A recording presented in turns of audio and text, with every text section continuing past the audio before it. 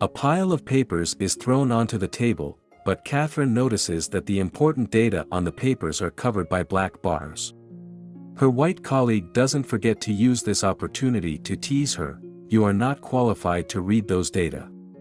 But Catherine doesn't give up. Through the light, she can vaguely see the data. Just with that simple glance, she sees the reason why the rocket failed many times. So she goes to the blackboard and begins to calculate directly. Having a brain like a genius, she quickly works out the result.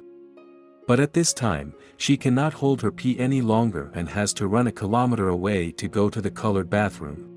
Just then, the white colleague who teased her sees the calculation results on the blackboard. Then everyone gathers around, looking those calculations, shocked look on their faces. That is exactly the result they had been unable to work out for an entire year. But this new and the only black person in the office worked it out. Catherine grew up with an exceptionally high IQ. Before she was 6 years old, she was able to teach students from high school. You can tell by the expressions on their faces that they couldn't understand the knowledge she taught. Even as a genius, she can do nothing but yield to the fate. The color of her skin makes her can only do the lowest level of calculating work in the NASA basement. But one day, a white colleague from the space program team pays a surprise visit, because they are in an urgent need of a math genius over there. So Catherine is recommended to them by her leader. The next day, she comes to the place where she is going to work. She thinks it will be the start of her dream, but she doesn't expect to be treated like a cleaner by her colleagues. That is the inherent thought of whites about blacks. They thinks blacks can only do these menial jobs. Her new boss soon gives her a job. She must examine and calculate all results done by her colleagues once again. The chief engineer Paul dislikes Catherine even more. He paints the important parts of the documents black and treats her with a very bad attitude. Even so, Catherine has no choice but do her best to calculate. After a while, Catherine becomes fidgeting and asks her colleague where the ladies' room is. But the answer she gets is, "Sorry, I have no idea where your bathroom is." Catherine has to go out to find a colored bathroom. She looks left and right. Finally, she has to go through the whole building and return to the West Campus where she had worked before to relieve herself.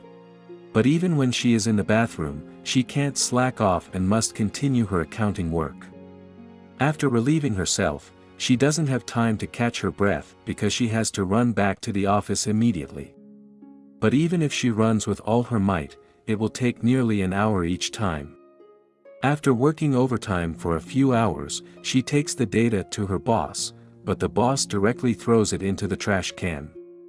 Because the aerospace data change every second, a slight delay will invalidate the original data. After walking out the boss's office, she leans against the wall sadly. She has tried her best, but it is a futile effort. The next day at work, she looks at the papers in her hand and casually picks up a cup of coffee.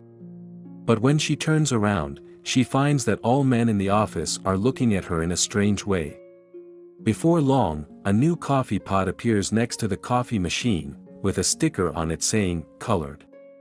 Of course, there is no coffee in it. After all, who is willing to serve a black people? Even if Catherine finds out the reason for the failure of the rocket launch, she is still doubted by her colleagues. After returning from the bathroom, Catherine is called into her boss's office.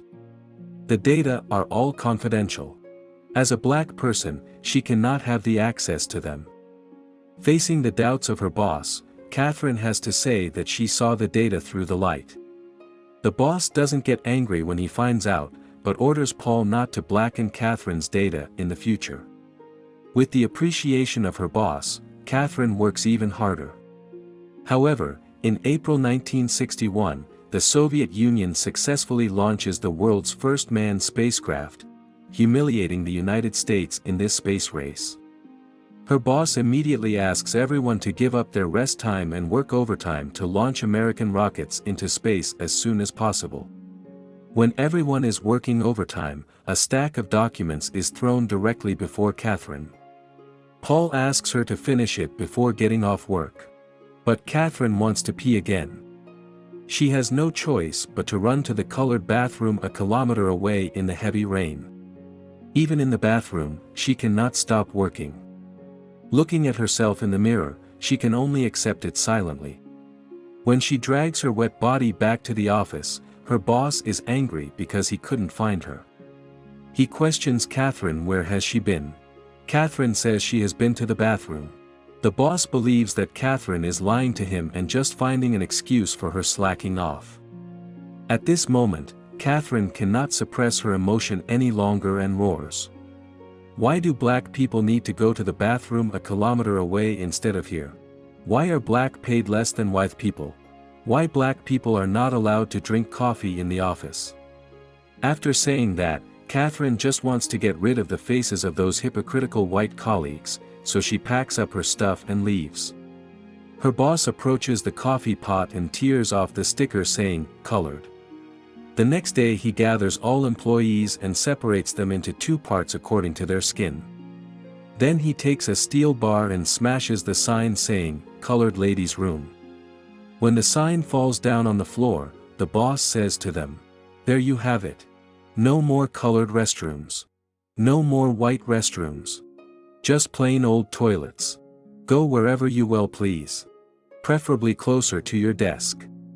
What the boss did brings hope to many black employees.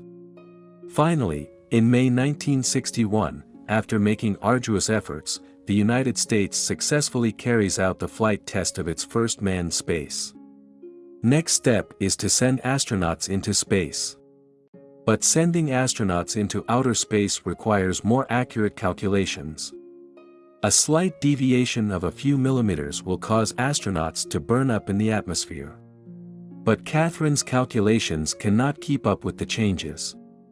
In order to acquire real-time data, she applies to Paul to attend the high-level brief meeting at the Pentagon, but is repeatedly rejected.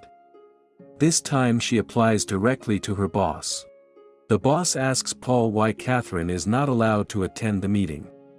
Paul says that Catherine is not qualified enough and no woman has attended the meeting at the Pentagon ever. But Catherine insists and shows the necessity of her attendance. After thinking for a while, the boss agrees her request despite Paul's objection. Everyone in the meeting room of the Pentagon is shocked by the appearance of Catherine, because no woman is allowed to go there.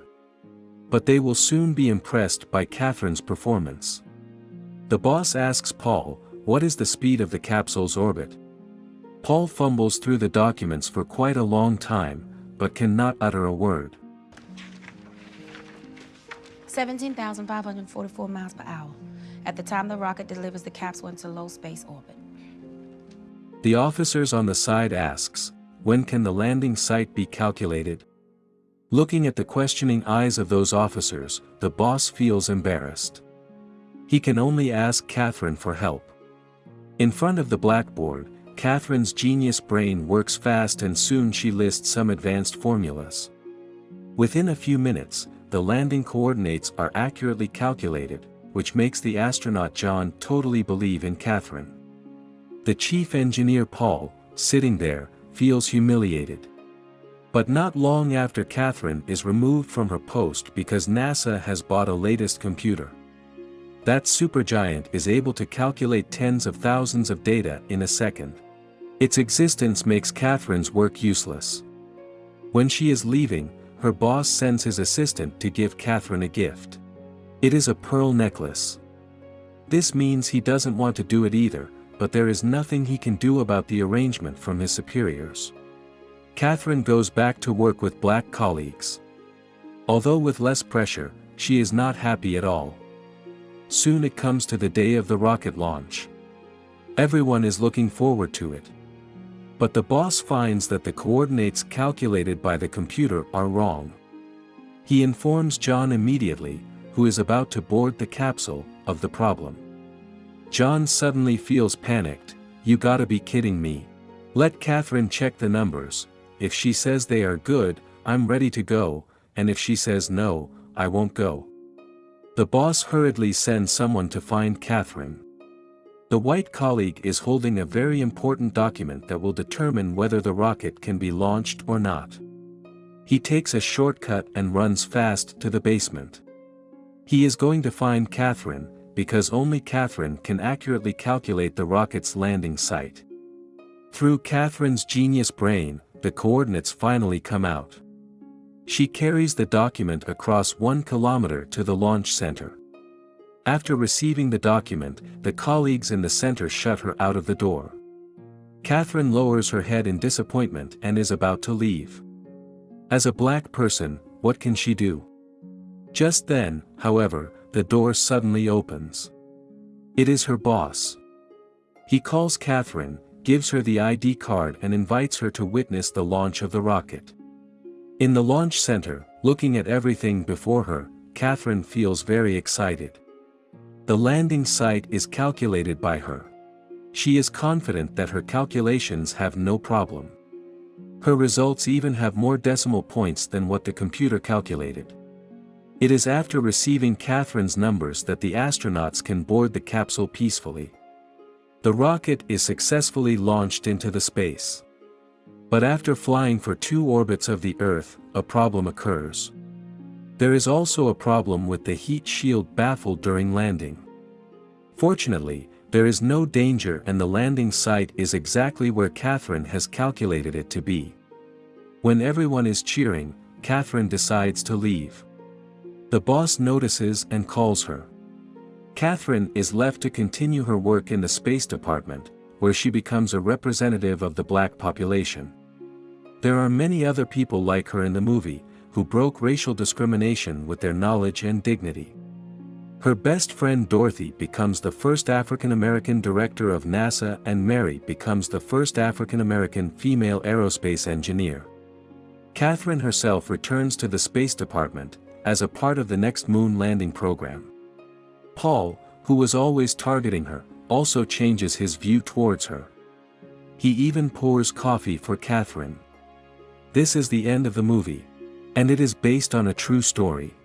In the face of racism, no one can run away. Catherine's confidence and courage to break the rules and barriers will always inspire all people who want to reach for the stars.